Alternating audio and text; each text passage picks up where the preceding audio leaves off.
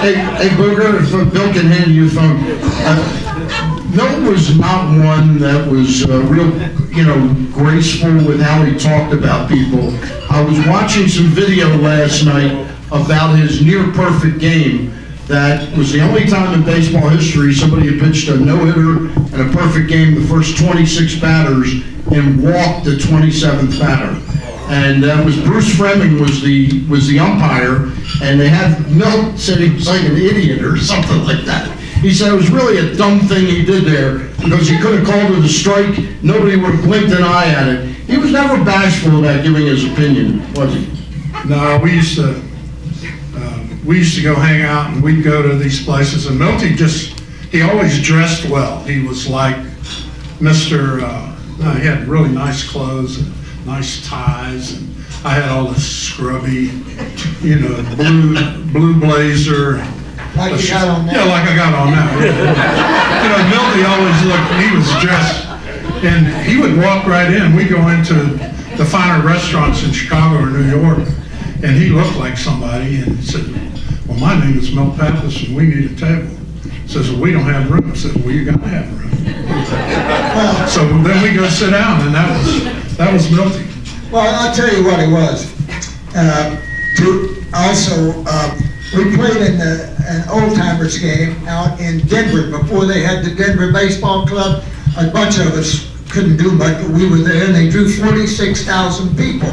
And it just so happens, the first George Bush was the president at that time, and he got in the game, and he played first base, and he got to hit. But anyway, let's see, what was I going to say? Oh, anyway, Milt kind of befriended him, So I remember one time we were going to do something. He said, "Well, hey, I'm going to call the president. You want to go with me? I'm going to go see him." I said, "Okay." So we went to see President Bush, and he got right to his office. That's Milty. That wasn't bad for him. Hey, well, you mentioned that game. That was a no-hitter. Did you say that?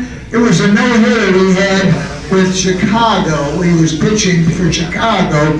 The last hitter, Larry Stahl. It would have been a perfect game.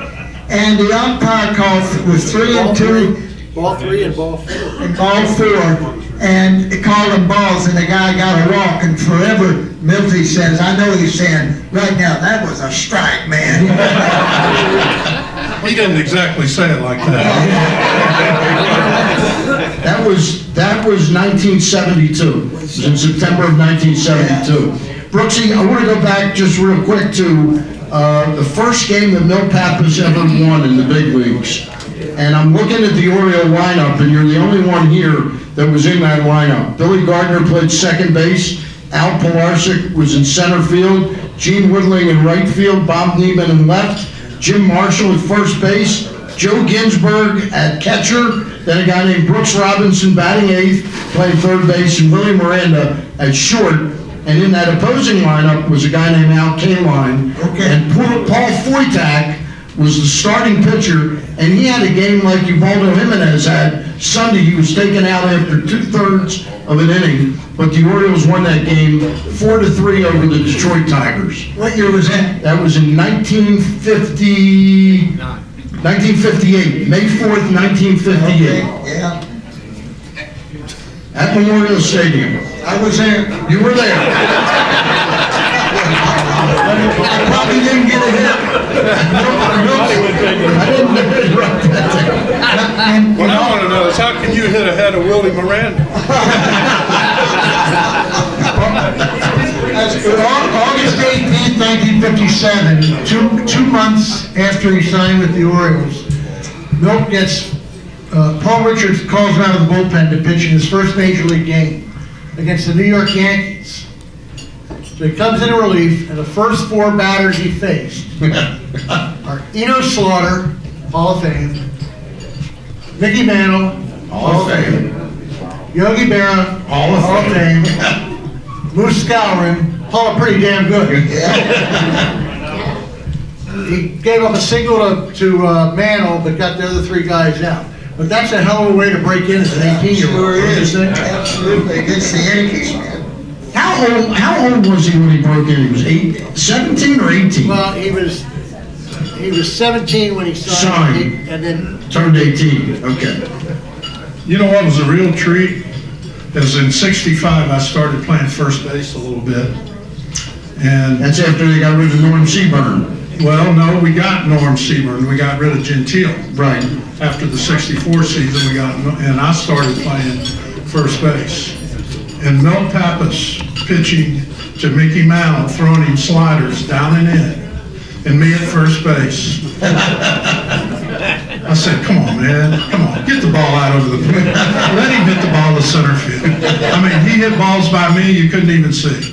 You couldn't even see it. And I said, make him hit the ball to center field. Jim Palmer said the same thing later on. I said, throw the ball away. Keep the ball away from me. Brooksy, what kind of hitter was Milt Pappas? Because I remember him being pretty good. Yeah, he could hit, he could absolutely hit, you know, the pitchers hit back then, so, but he was the threat, he hit some home runs, I think. Didn't he, wasn't there a game back then where he said, what am I gonna have to do to beat the Yankees? I'm gonna have to hit a home run and pitch a shutout. Bill, do you remember that? and he hit a home run, and And Stedman asked him after a game one night, how are you gonna beat the Yankees? He said, pitch a shutout, hit a home run, and he did the next day. Milt, unless they get rid of the DH, Milt is going to be the Orioles' all-time leader in home runs by a pitcher with 11. Wow. 11 home runs. That's with the Orioles, he had 20 all time. Yeah. Jimmy, talking about that trade, one of the things you pointed out and the great job you did in that cover story last December was why Cincinnati needed a pitcher, because they had plenty of hitting on the way, which would eventually become the Big Red Machine. Actually, I don't remember all the details, all the names, but there's a great background to this trade. If you go through it, they had a lot of young players coming up, and it was really the beginning of the Big Red Machine. So they had a lot of people, in their farm system. It was before the Joe Morgans and all that stuff, but they had a lot of really good young players, and the trade made a lot of sense for Cincinnati. Actually, made a lot of sense.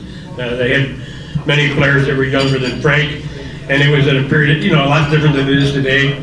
You're not worried about service time. They were just talking about age, and Frank was 30 years old, and we all know the favorite, the famed line, being an old 30. But he might have been an old 30, but he was pretty damn good old 30. That phrase of being a pretty old 30 reminds me, though, of the phrase, and you guys at one time, all three of you, is nothing better than to be young and a Baltimore Oriole. You remember that? Yeah, well, sure. What did it mean back then?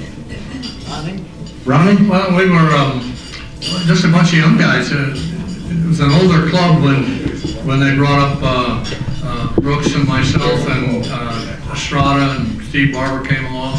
Milt was probably the youngest of all those guys, and he had already been here a year or so. So I think that was the years they started the kiddie core thing, and it's just a saying, and then it caught on, and it was great. What did that mean to you? 64. Yeah, I got hurt in '64, yeah. That's when you ran into the wall at Fenway Park. Right, no, it was, it was a lot of fun. I mean, I had played I played winter ball like the year before with Steve Barber, and Steve Barber pitched in Class D. He pitched in Pensacola, and that was in '61, and he's the only guy that I ever saw. Well, later on I saw it, but Roger Maris wouldn't face him. He was going for 60, and Roger Maris said, "I'm not facing him," because he tore him up so bad. He pitched him inside and broke all his bats and everything. He was a nightmare to hit against. He really was. And Milton, we had a great staff. I mean, Jack Fisher and Chuck Jerry Walker. Yeah, right. And it was kind of fun to be a part of that. And of course, I was the baby, and they were the kiddie core, but I was the baby core. But that expression, there was nothing better than to be young in a Baltimore Oriole. It was an awareness that they were about to be, and this is predated Frank being there. I still say the same thing. It was about to be a great team. Yep. Wasn't it? Yeah, absolutely.